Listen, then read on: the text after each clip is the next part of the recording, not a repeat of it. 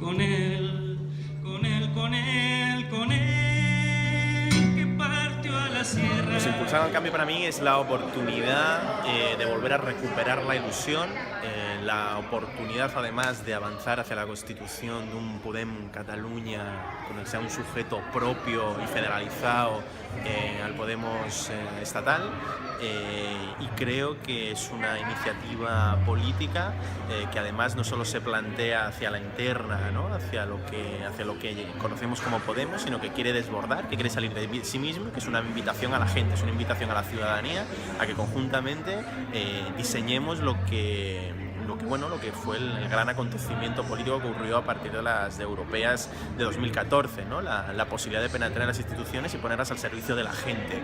Y creo que hay una traducción catalana de eso que es impulsar al cambio, ¿no? Precisamente. Con él, con él, con él, con él.